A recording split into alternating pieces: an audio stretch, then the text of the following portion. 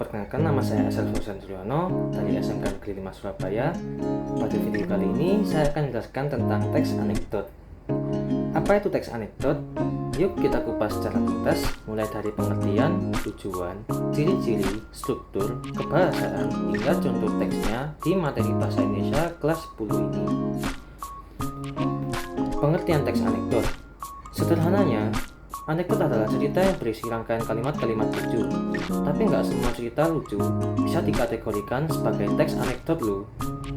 Berdasarkan Kamus Besar Bahasa Indonesia atau KBBI, teks anekdot adalah cerita singkat yang menarik karena lucu dan menghibur. Biasanya, teks anekdot menceritakan orang yang penting atau orang yang terkenal dan berdasarkan kejadian yang nyata. Jadi, teks anekdot tidak hanya sembarangan cerita lucu saja, melainkan berdasarkan kejadian nyata. Selain itu juga, teks anekdot membicarakan topik secara spesifik dan kadangkala dibuat berdasarkan pengalaman pribadi dari seorang yang pembuatnya. Biasanya, teks anekdot tidak menjelaskan cerita secara detail sehingga dampak dari cerita yang ditampilkan pun bersangka pendek.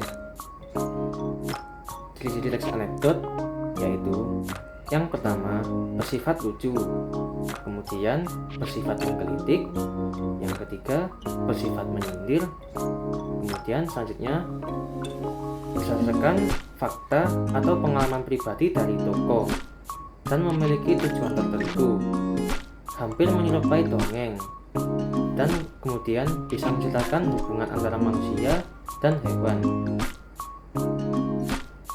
Struktur teks anekdot yaitu bagian struktur teksnya terdiri atas 5 bagian, yaitu abstrak, orientasi, krisis, reaksi, dan kode. Abstrak adalah bagian pendahuluan atau bagian pembukaan teks.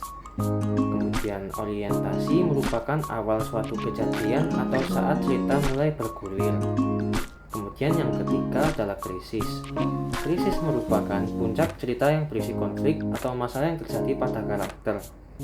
Kemudian yang keempat adalah reaksi. Reaksi merupakan respon atau reaksi yang dilakukan karakter setelah mengalami krisis. Kemudian yang kelima yaitu kode. Kode merupakan bagian penutup teks yang berisi amanat atau kritik. Kemudian kaidah kebahasaan teks anekdot. Teks anekdot juga punya kaidah kebahasaan yang bisa kamu pahami. Dengan begitu, kamu lebih mudah membuat dan membedakan teks anekdot dengan jenis teks yang lain. Berikut kebahasaan teks anekdot. Yang pertama yaitu menggunakan kalimat yang menyatakan kejadian sebenarnya yang sudah terjadi atau peristiwa masa lalu. Menggunakan kalimat retoris, yaitu kalimat yang jenisnya pertanyaan yang tidak membutuhkan jawaban. Kemudian menggunakan konjungsi atau kata penghubung yang menyatakan hubungan waktu. Contohnya seperti kemudian, lalu, dan selanjutnya. Menggunakan kata kerja aksi. Contohnya seperti menulis, membaca, bernyanyi, dan belajar, atau yang lain. Kemudian menggunakan kalimat perintah yang contohnya yaitu jangan buang sampah sembarangan atau jawablah pertanyaanku. Kemudian menggunakan kalimat yang bertandakan tanda seru. Kemudian menggunakan kalimat langsung yang khusus teks anekdot dalam bentuk dialog. Nah, sekarang kamu sudah tahu kan pengertian teks anekdot, ciri-ciri tujuan, penulis, struktur, dan kebahasan teksnya. Sekarang mari kita lihat contoh teks anekdot berikut. Pencuri pohon pisang. Danu dan Wira sedang duduk menonton televisi di pos ronda. Tiba-tiba mereka melihat sebuah berita tentang pencurian sebatang pohon pisang dan pelakunya dijatuhi hukuman penjara selama 5 tahun. Rafa pun bingung dan berkomentar, aneh sekali ya, para koruptor di negara ini loh malah cuma dihukum 1 tahun dan masih bisa jalan-jalan. Yuda pun menanggapi dengan bijak.